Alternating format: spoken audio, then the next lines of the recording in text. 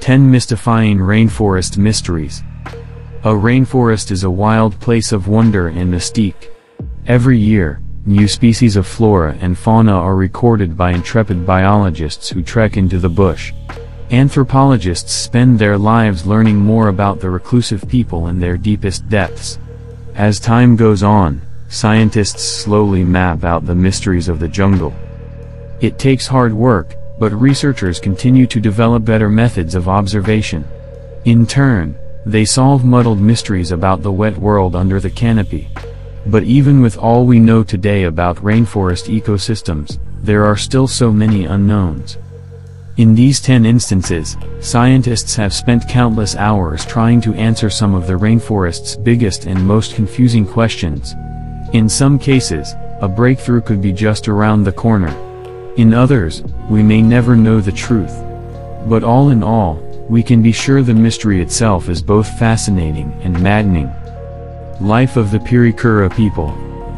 Deep in the Amazon rainforest, there are tribes that have little to no contact with the outside world. Most are aware of modern life to some degree. Unfortunately, many are negatively impacted by illegal logging and mining practices. But anthropologists still don't know much about the way they live. Way out in the remote jungle, these tribes are extremely isolated. One of the most distant groups is the Pirikura. Their community, set far in the western wilds of Brazil, numbered just about 20 members in the recent past. Even their neighbors don't know much about them. The nearby Gavio tribe knows them as the butterfly people due to their nomadic lifestyle. It was only in 1998 that Brazilian officials first learned of their hardships. That year, 2 Pirikura men left the forest to be hospitalized for an illness. During their stay, they told doctors how a hostile band of invaders had massacred most of their comrades. Alarmed by the group's low numbers, a Brazilian judge finally took action in 2021. He ordered the country's indigenous agency, FUNAI, to set aside 600,000 acres of land for the Pirikura. The hope is that the tribe will have enough space to thrive away from modern life. Concerns abound, though. Illegal logging is getting closer to the people. Deforestation has brought violence, sickness, and death to the tribe's members. Every year, their way of life becomes more threatened. Their isolation is under threat from illegal industrial encroachment. In turn, anthropologists are worried they may never understand how the Pirikura really live. Insight into one of the world's most unique and reclusive cultures may soon be lost forever. Untouched African rainforest. It's not every day that researchers find a new part of the Earth. In fact, that hardly ever happens. Google Earth has mapped out pretty much the entire globe. Its images are accessible to us all with a few clicks of the mouse. As far as unexplored territories go, there just isn't much left. The days of intrepid adventurers sailing around the unexplored world have been gone for centuries. So imagine the scientific community's surprise in 2012 when a conservationist discovered a completely new rainforest in Mozambique. Dr. Julian Baylis is a butterfly expert who has spent years using Google Earth to examine rainforests in Africa.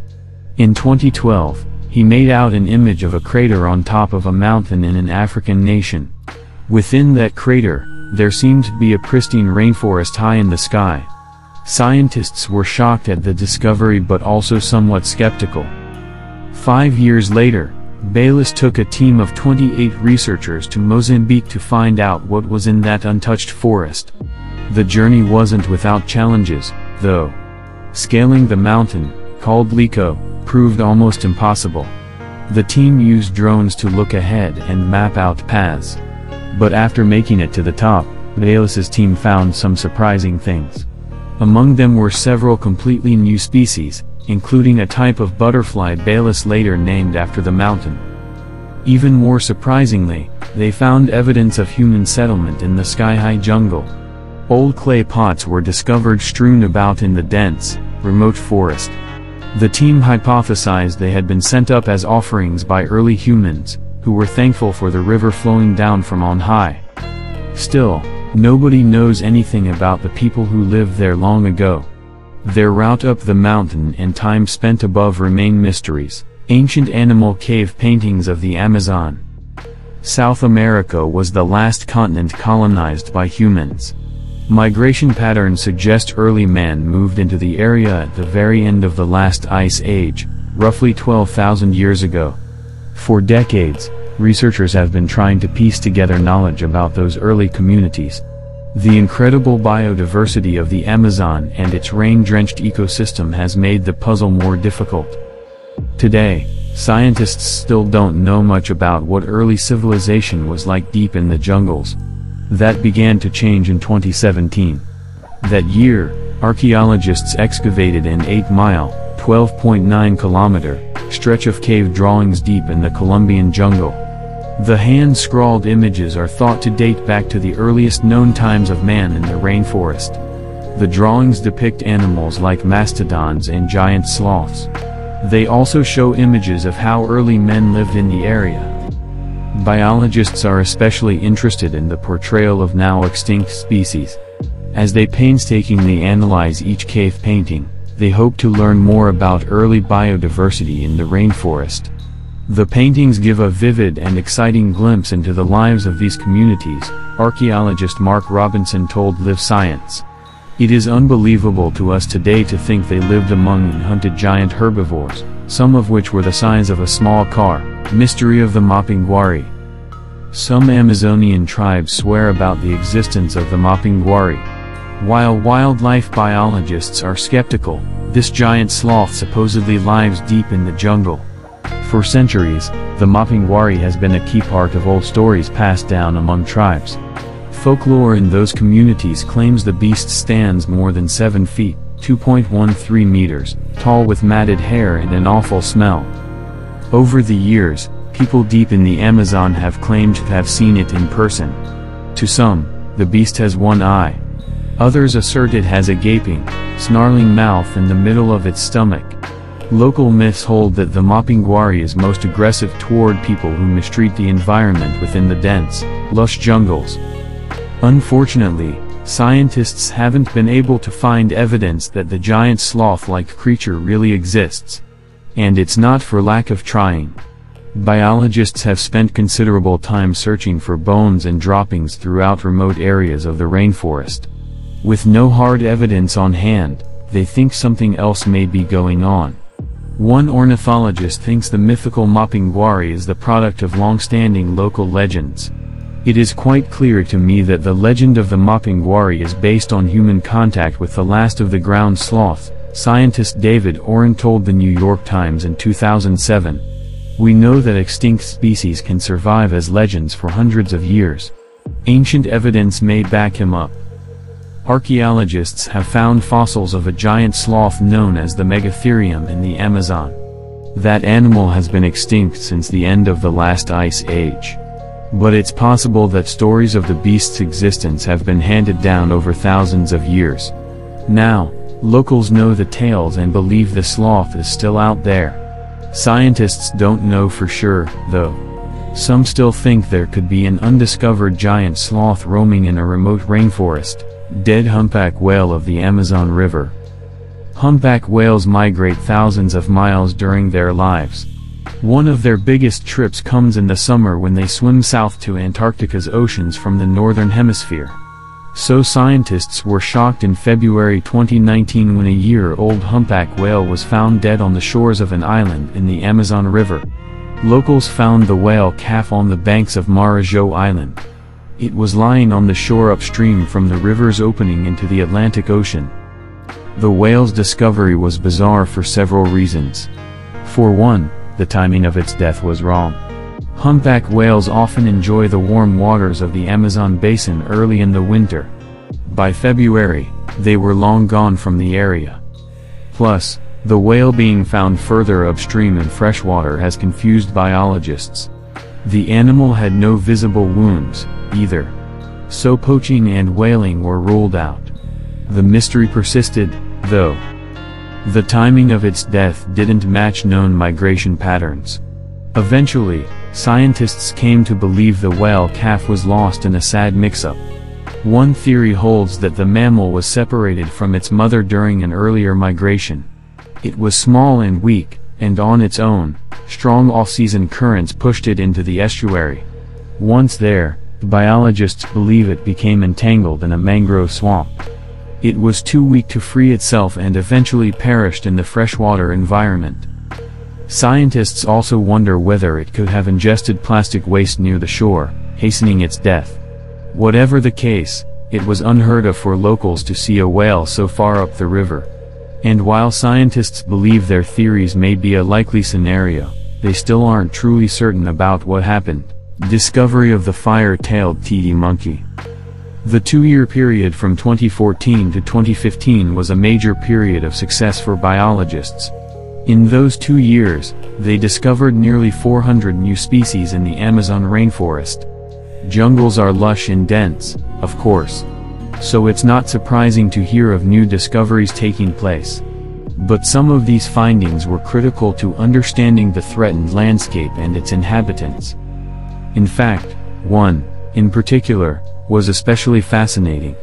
The fire-tailed teddy monkey was first recorded in a remote section of the Amazon in southern Brazil in 2010. Biologists didn't have enough information at the time to classify it, though. The animal's bright red tails drew attention, but they were reclusive and few in number. They spend their entire lives high up in trees, too, making observation difficult. For years, researchers went back into the jungle, hoping for more information. By 2015, they had started to develop knowledge about the monkey's characteristics and behavior. Eventually, they officially declared it to be Milton's teddy monkey.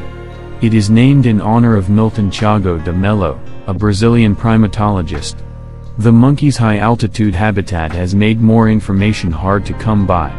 Even among primates, they are noted for keeping their distance and living in seclusion.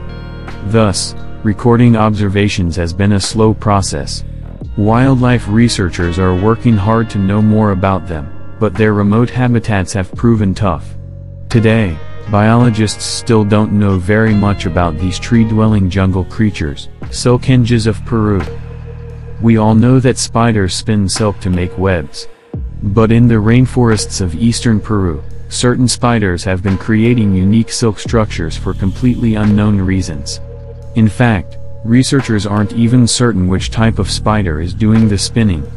And their discovery was only made in 2013. But the incredibly intricate designs of these webs have fascinated entomologists ever since. Some have even taken to calling them silk hinges because of how they hold a central cone surrounded by pillars, almost like a silk version of England's Stonehenge. In 2019, tropical entomologist Phil Torres was finally able to capture amazing video evidence of the silk structures. Torres and others believe they are made by a spider trying to protect its egg sac. Arachnologists haven't been able to see these silk hinges being made, though. Without evidence of their construction, experts know little else about the reason they exist. And yet their existence is widespread. Some researchers have found these silk creations in other far-reaching parts of the Amazon basin. One key thing that we learned this time that I could say for certain is that now we're finding them in clusters, Torres told Live Science in 2020. If you find one, and you spend enough time looking around that immediate area, you're going to find more. That tells us something about the behavior.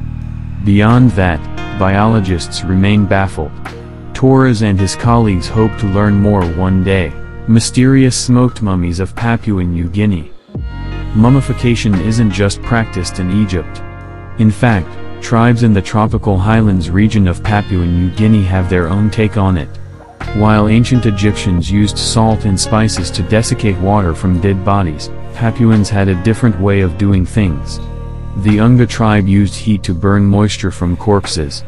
They would hang dead bodies over a fire until they were charred. Then, they would slice open the corpses at the knees, elbows, and feet. Hollow bamboo poles were inserted into the slits to help evacuate blood and fluids. As the body drained, the fire helped dry out the corpse's contents. Villagers would supposedly collect their dead loved ones' fluids and cover themselves in them as a show of mourning. Meanwhile, the bodies were left standing out in the open to dry. Then they were propped up on a cliff overlooking the village. Their position was meant to signify that the deceased was now looking over the tribe. Today, the Unga's reasons for practicing mummification aren't well known. In fact, the practice is only known because of a British explorer from the early 20th century. Charles Higginson visited the Unga in 1907 and documented their mourning practices. He was disgusted by what they did. He claimed they were bloodthirsty savages and criticized their alleged practice of ingesting and spreading dead relatives' bodily fluids. But today, historians think Higginson over-exaggerated his tales. One modern-day anthropologist has wondered why these supposedly bloodthirsty natives didn't make Higginson one of their victims. If that was the case, researcher Ian Lloyd Neubauer argued in 2015, why didn't the Unga make a meal of Higginson, a lone and defenseless foreigner living in their midst? It's a valid question. And it's one that has no answer. Mummification ended in 1949 when Christian missionaries began living with the Unga. Today, the tribe's remaining mummies are decades old but still intact. Villagers take great care to look after the remains. But with mummification ending generations ago, locals can't offer insight beyond Higginson's shoddy reporting. Thus, the reasons for this unique mourning process will likely forever remain a mystery. Red Hot River of Mystique. A remote town in central Peru called Pucallpa is near one of the most interesting and mysterious places in the Amazon. The tiny town sits by a red-hot river that is said to kill anything that enters it. Mysticque's boiling river is extremely hot all year. Scientists have measured its temperature anywhere from 120 degrees to almost 200 degrees Fahrenheit, 38 degrees to 93 degrees Celsius. It's not a long river, measuring just 4 miles, 6.4 kilometers, in length. And it's not incredibly powerful, either, with its deepest depth of only 16 feet, 4.9 meters. But boiling water can be deadly. People who have fallen and have suffered third-degree burns within seconds.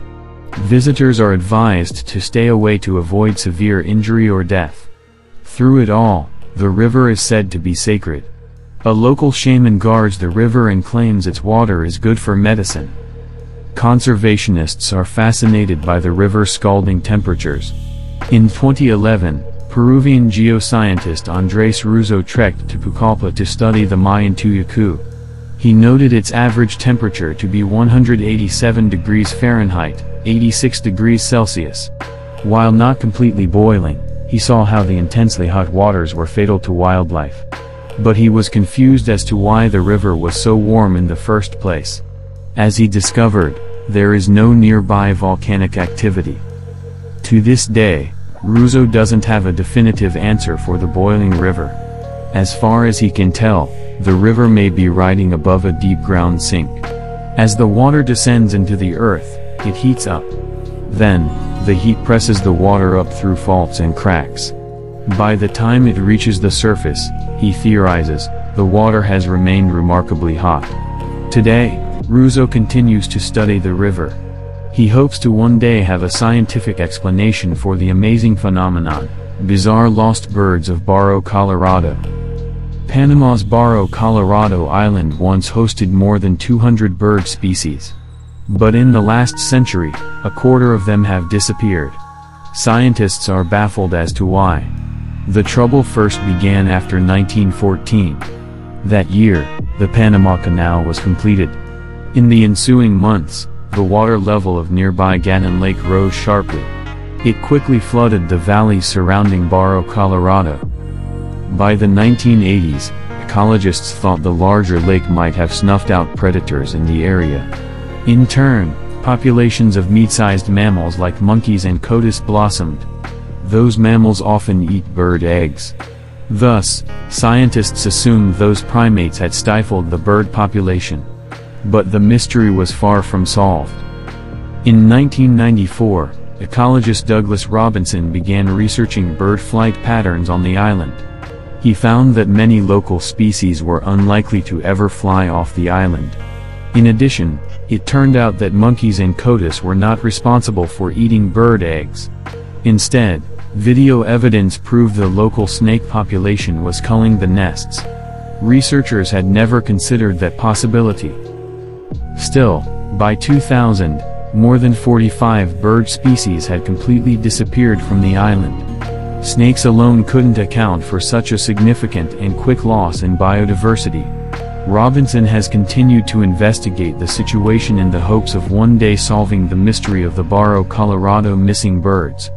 To date, there is no definitive answer for the extinctions.